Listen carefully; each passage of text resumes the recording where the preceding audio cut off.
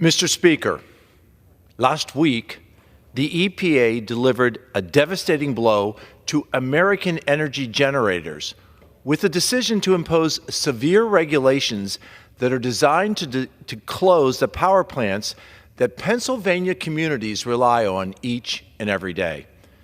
This heavy-handed approach to regulation is the clearest sign yet that President Biden is more interested in catering to the far left than the support of American families. Instead of investing in the resources that are underneath the feet of my constituents in Pennsylvania, President Biden has chosen to placate his far-left base by attempting to close the coal-powered plants that generate nearly 20% of our electricity. It is time to send a clear message that this administration cannot gamble away our energy stability by relying on inconsistent Green New Deal technologies like windmills, like solar panels. Risking blackouts during the heat of summer when a loss of power can ultimately be deadly is too high a price to pay in order to score political points. The EPA must immediately reverse its course of action and allow American energy producers to continue to lead the way on reliable production of energy. Thank you.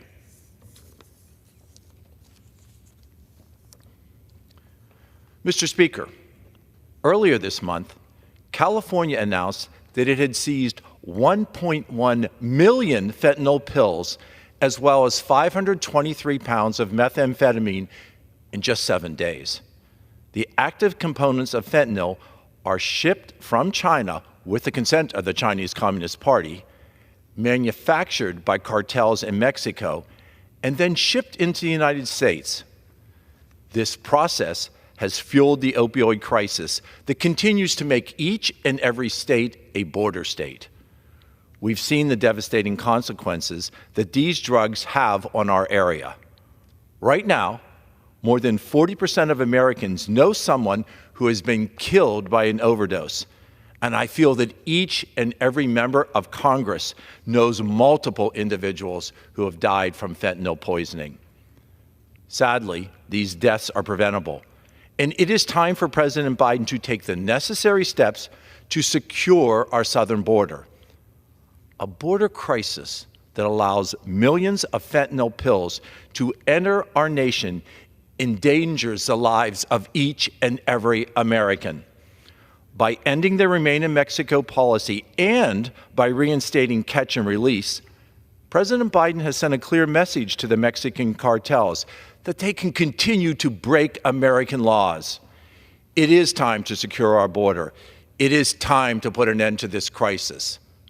Thank you, Mr. Speaker, and I yield. The chair recognizes a gentlewoman from Iowa, Ms. Miller Meeks, for 5 minutes.